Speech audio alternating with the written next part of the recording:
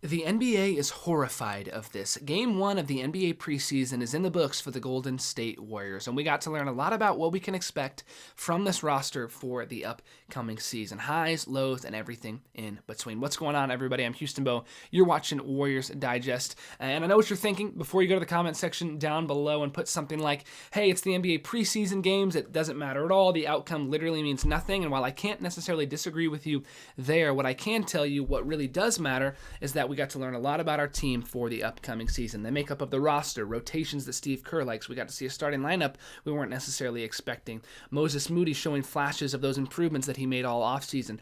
Al Horford, even at 39, possessing that defensive prowess that we hoped he would for this season. 3 blocks in the games tonight. And as before we look at the box score and all those types of things, headlines, news surrounding tonight's game, I want to remind you guys to hit that subscribe button as we get into preseason basketball and then ultimately the regular season kicking off in just a couple of weeks. This is the easiest way for you guys to support us on the channel and the easiest way for you guys to never miss out on a video. I've been here for almost 2 months now at this point, and I have loved being a part of the channel, loved bringing videos to you guys. Nothing's going to change as the season begins to come a little bit closer. The only thing that changes is that we're going to keep covering games, start covering games for you guys as things begin to drop. The Warriors begin to start playing games from preseason basketball into the regular season, as I said, on October 21st. And today we got just a little preview of that against the Lakers. Will be that game on the 21st in Los Angeles. Tonight in the Bay Area, no Luka, no LeBron, but still plenty of things to talk about. So let's take a look at the box score real quick, and let's just go top to bottom. Let's assess everybody's performances in the first game of the NBA preseason for Dub Nation.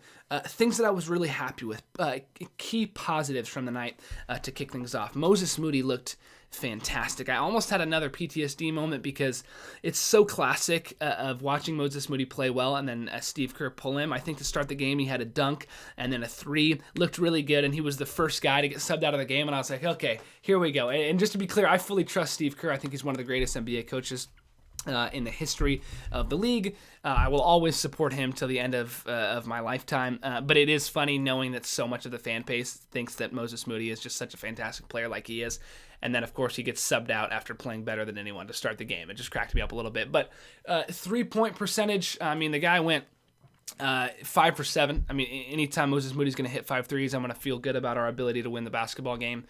Looked really good defensively, locked in, shot the ball really well, made really good decisions. And the one thing that I loved from Moses Moody is, yes, he shot the 3 ball well, but on those first points of the game for him, the kick to the corner and a quick rip on DeAndre Ayton. We want to see a aggressive Moses Moody. Once you see the big get out there, use your speed, Moses, and that's exactly what he did. Rip by, go baseline, dunk on the 4-man for the Lakers on the backside. Excellent work from Moses Moody tonight. He was the biggest positive of the night. He looked absolutely fantastic. Standing 3 balls coming off of picks. Just overall looked really fantastic. Great decision making as well. The big 3 that we've been talking about, all of those guys got minutes tonight. Steph, Dre, Jimmy. Wasn't sure if any of those 3 guys were going to play. All of them ended up playing. All of them looked pretty good. Steph Curry, to start the game, had 11 points in 8 minutes. He does Steph Curry things per usual. 2 ridiculous threes where the ball's barely even is in his hands, and he just throws it up and makes it. That's just who Steph Curry is, and if we can continue to get that level of efficiency and productivity from Steph Curry throughout the season, it's going to be a fun season to watch, that is for sure. One more quick thing on Moses Moody. Highest plus minus of the night as well, so it didn't just look good, he really was contributing to the game. Plus 21 to end the night. Fantastic work from Moody. Steph, as I said, looked good. 5 of 7, 3 of 5 from 3, knocked down his free throw. Nothing more you can ask for. Jimmy Butler had a pair of and ones on the night. Looked really good offensively, defensively. Same thing for Jimmy. He's very much an energy guy, a big moments guy, and in a preseason game, you never know what you're going to get from Jimmy Butler. But he looked locked in, and I thought he did a fantastic job tonight. So I was really pleased with how he played. And then Draymond, I thought he was going to pick up his first technical in his preseason game. I was ready for that when that scuffle with Jared Vanderbilt happened. It looks like after the pick, Jared Vanderbilt fell to the floor, which also Jared Vanderbilt's new 3-point shooting motion looks fantastic. He used to have the ugliest over his head 3 ball, and now it's a pretty fluid motion. That's the lefty Vanderbilt, but we're not talking about the Lakers on this channel. Anyway, Draymond kind of stepped back, tripped over Jared Vanderbilt. Totally not his fault. And Draymond got up and was a little upset, which is just Draymond for you. But I just chuckled thinking, man, Twitter's going to go crazy with this. First game of the year, we've already got a Draymond scuffle. But yeah, Draymond did his thing. And when I say did his thing, he missed layups. He had, I think, 2 or 3 missed layups tonight, which was a little frustrating. But overall, I thought he played solid, locked in. I mean, it's a first preseason game of the year. You're not going to get crazy amounts of work from Draymond, but I thought he did well. And then the other starter, we talked about who was going to be in that 2 slot position, and it ended up sort of being, Brandin Podziemski, BP, Moses, Steph, Jimmy, and Dre. Al Horford ended up coming off the bench, so BP did start tonight, and I thought he looked good as well. The best play of his night, I thought, was the 3-pointer towards the end of the game. DeAndre Ayton, straight at the top of the key. Just a really good looking fluid motion. I thought the 3-ball looked good for the most part. One thing I noticed about him, free throw routine looks a little bit different. He sort of sets it a little bit more before he shoots it, which is something that he's struggled with in the past and ultimately knocked down both of his free throws tonight. So that was something that was of note that I thought looked pretty solid. BP does BP things. I mean, he grabs you and a couple of one rebound, it looks like, 4 assists, a couple of steals, had a couple of turnovers. So overall, I thought BP had a good game. Nothing crazy, but solid. And then off the bench, things start to get a little more interesting. Al Horford, I mean, this was the talking point really of the offseason, other than the Jonathan Kuminga thing, was what can Al Horford do for this team truthfully at 39? Like, is he really going to come in and contribute in a way that makes like the Warriors a contender more than they were last year? And if you watch tonight's game and the productivity that he put off the bench, man, I was impressed. Knocked down a 3-ball. Did he have 2 threes? Now I'm questioning whether or not he had 2 threes. I thought maybe he just had the 1. Yeah, okay, shot 3, only ended up making 1. Plus 13 off the bench. I thought he looked fantastic. The natural flow of the offense feels like the perfect fit for Al Horford on this team. But more than that, I thought defensively, like, I don't remember us having a guy in the paint that is such a presence. Backs up Draymond Green perfectly. I think Draymond and Al, if we do end up starting those guys together, could be one of the best backcourts defensively in the league, just because, I mean, Draymond ended up being 3rd or 4th in Defensive Player of the Year voting last year. But there was a stretch there where we thought he might win it. And then Al Horford's been an above average defender his entire career. And even at 39, like I said, 3 blocks tonight. And what he's going to do a really good job of, and what we've seen consistently over the last couple of seasons, is Draymond Green getting beat, like playing really hard defense, but getting beat at the last second and him having no help coming over. And we saw twice tonight where Draymond got beat, did enough to make it a difficult shot, but then Al comes through and blocks the ball away.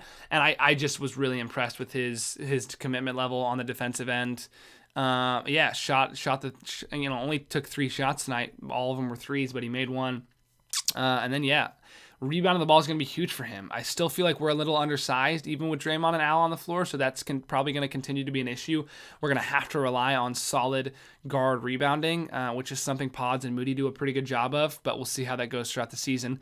Let's get to JK. Rocking the 1 instead of the 00. Wasn't too noticeable. I thought it looks pretty normal, but I was happy with how JK played. I mean, took 3 shots, 2 threes. Best play of the night, actually two plays come to mind. Number 1, kick to the wing, swung to the wing, I should say. Kuminga has a wide open 3, chooses instead to dribble in, fake the midi, which is something he's been working on. Defensive players are going to pick him up at that shot. They're going to contest that, so fakes, goes past 8 and scoop layup. Looked really good. The number one thing that you hope that Kuminga has improved upon since last season is the decision making. And the other moment that I thought was really good was a transition play where usually Kuminga would be head looking at the ground, so focused on getting to himself or looking for kick-out 3s only. Kuminga instead had Moses Moody filling in from the back side. Nice little pass. This was to Draymond, actually. Draymond coming in from the backside.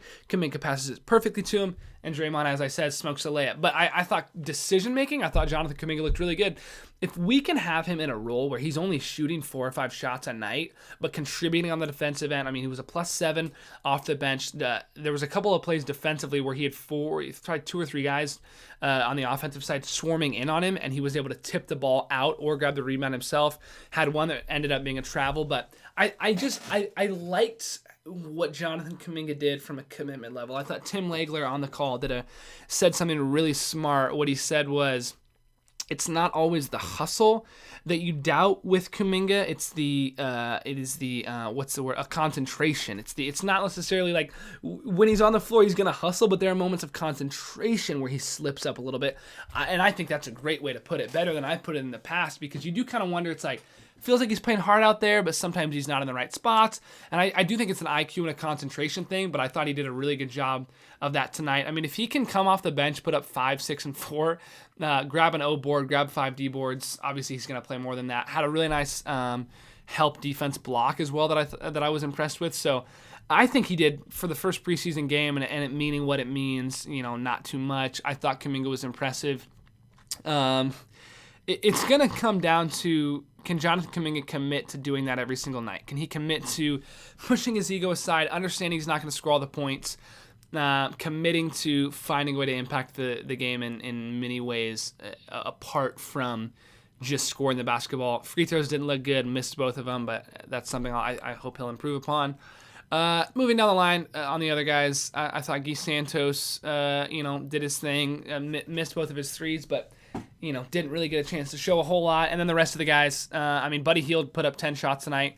3 ball looked good. He was a +16 as well, so even though he didn't shoot it great, only 25% obviously from 3, but shot 50% from the field, so you take that. Had a couple of really, really nice layups that I was impressed with. Funniest moment of the night, Jimmy Butler kick out 3 to Buddy Hield. Buddy Hield misses it, and Jimmy gives him the, yeah, okay, buddy. It's just, those guys are just comedy. I just love seeing them play together, and it's just going to be fun all year long.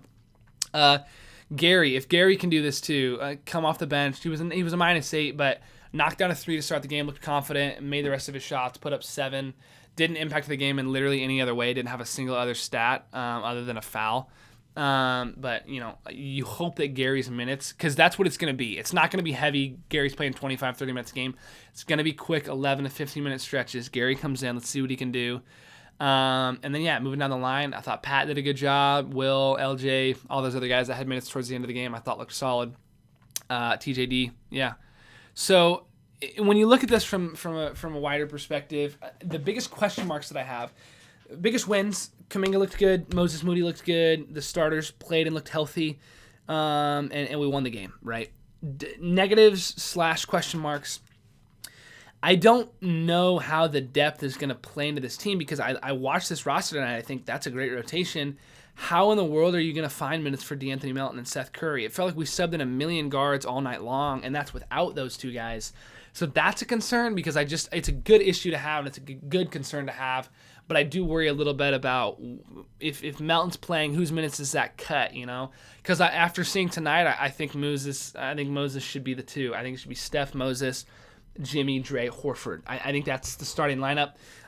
If it's not that, then I think it should be Steph, Melton, Moses, Jimmy, Dre, but that's pretty small, and I think we'll struggle to rebound the basketball, be outmatched on the size side of things most nights. So those are the concerns, the question marks, but overall, I was happy with it. Anytime you start the season off with a win, whether it's preseason or regular season, you're going to be content.